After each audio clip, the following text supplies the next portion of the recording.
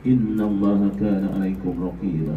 Maksudnya, wahai sekalian manusia, bertakwalah kepada Tuhan kamu yang telah menjadikan kamu bermula dari diri yang satu, yaitu Adam, dan yang menjadikan daripada Adam itu pasangannya, yaitu istrinya Hawa, dan juga yang membiarkan dari keduanya zuriat keturunan lelaki dan perempuan yang ramai. Dan bertakwalah kepada Allah yang kamu selalu meminta dengan menyebut namanya, serta peliharalah hubungan silaturahim kaum kerabat, kerana sesungguhnya Allah sentiasa memahami dan mengasihi kamu. Perkahwinan juga merupakan satu cara untuk mengelakkan jenayah zina. Zina merupakan satu perbuatan yang keji dan membawa kerusakan nasab keturunan, seperti firman Allah dalam surah Al-Isra ayat 32 yang berbunyi, A'udzubillahi minasyaitonirrajim. Wala taqrabuz zina innahu kana fahishatan wa sa'a sabila.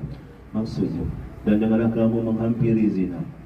Sesungguhnya zina itu adalah satu perbuatan yang keji dan satu jalan yang jahat yang membawa kerosakan. Hadirin dan hadirat yang mati Allah Subhanahu wa taala. Selain itu, Allah juga telah menjadikan perkahwinan sebagai satu jalan untuk pasangan suami isteri mewujudkan kasih sayang sama mereka. Firman Allah dalam surah Ar-Rum ayat 21 yang berbunyi, Min ayatihi an khalaqakum min anfusikum azwajan litaskunu ilaiha wa ja'ala bainakum mawaddatan wa rahmah. Inna fi dzalika laayatin liqaumin yatafakkarun. Yang bermaksud, dan di antara tanda-tanda yang membuktikan kekuasaannya dan rahmatnya, bahawa ia menciptakan untuk kamu, wahai kaum lelaki, isteri-isteri dari jenis kamu sendiri, supaya kamu bersenang hati dan hidup mesra dengannya, dan dijadikannya di antara kamu suami isteri pasangan kasih sayang dan belas kasihan. Sesungguhnya demikian itu mengandungi keterangan-keterangan yang menimbulkan kesedaran bagi orang-orang yang berfikir. Ayat dibacakan tadi jelas memberitahu kita bahawasanya kasih sayang yang terjalin antara suami isteri hasil perkahwinan yang sah akan membawa kita berfikir dan aku tentang perasaan Allah Ta'ala. Dan begitu, kasih sayang dan kebahagiaan hanya diperoleh daripada sebuah perkahwinan yang berjaya. Sabda Rasulullah SAW yang maksud empat perkara termasuk daripada kebahagiaan, iaitu wanita atau isteri yang solehah, tempat tinggal yang lapang, tetangga yang soleh dan kenderaan yang baik. Manakala empat perkara yang merupakan kesalahan, iaitu jiran yang tidak baik, isteri yang tidak solehah, tempat tinggal yang sempit dan kenderaan yang tidak baik. Hadis riwayat Ibnu Hibban. Dengan ikatan perkahwinan, kedua pasangan mempunyai tanggungjawab antara satu sama lain sama ada sudut kemedaan, kejiwaan dan kekeluargaan. Perkara ini dijelaskan dalam Al-Quran surah Al-Baqarah ayat 28 yang bermaksud, dan isteri-isteri itu mempunyai hak yang sama seperti kewajipan tanggung oleh mereka terhadap suami dengan cara yang sepatutnya dan tidak dilarang oleh syarak.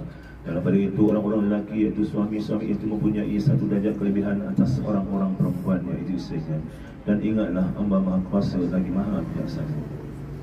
Dalam hal ini, tanggungjawab isteri terhadap suaminya telah dijelaskan oleh Rasulullah SAW dalam sabdanya yang bermaksud, hak seorang suami ke atas isterinya ialah isteri tidak meninggalkan tempat tidur suaminya, dalam bersikap sabar menjalani sumpah suami, taat pada perintah suami, tidak keluar rumah kecuali dengan izin suami, dan tidak membenarkan orang-orang yang dibenci oleh suami masuk ke dalam rumah.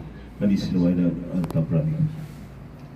Manakala tanggungjawab suami terhadap isteri pula telah jelaskan dengan sabda baginda sallallahu alaihi wasallam yang bermaksud, apakah hak seorang isteri terhadap suaminya? Rasulullah sallallahu alaihi wasallam menjawab, dia memberi makan apabila dia makan, memberi pakaian apabila dia berpakaian, tidak memukul muka, tidak menghina dan tidak meninggalkan melainkan di tempat kediamannya. Riwayat Ibnu Majah. Tanggungjawab suami isteri hendaklah memelihara kerukunan rumah tangga dan menjaga ikatan tali perkahwinan agar ianya berkekalan dengan mengelakkan daripada melakukan perkara-perkara yang merosakkan hubungan suami isteri. Dengan itu, dapatlah diringkaskan tanggungjawab suami adalah seperti berikut dengan Muhammad Bakri. Yang pertama, mempelajari dan memahami setiap tuntutan agama serta mengamalkannya untuk menjamin hidayah yang berterusan. Yang kedua, suami bertanggungjawab menyediakan makanan, pakaian dan tempat tinggal mengikut kemampuannya. Yang ketiga, memberi didikan agama, mewajibkan dan mengizinkan isterinya memperoleh ilmu tersebut daripada orang lain. Yang keempat, memberi peluang kepada isterinya untuk memperoleh ilmu pengetahuan yang berkaitan dengan keperluan rumah tangga.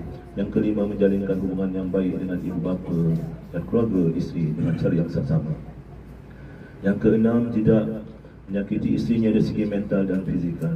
Yang ketujuh, menjaga maruah isteri dan menjaga maruah diri dan isteri. Manakala tanggungjawab isteri pula ialah dengan dari Afrika. Yang pertama, mentaati perintah suami selagi tidak bertentangan dengan syarak.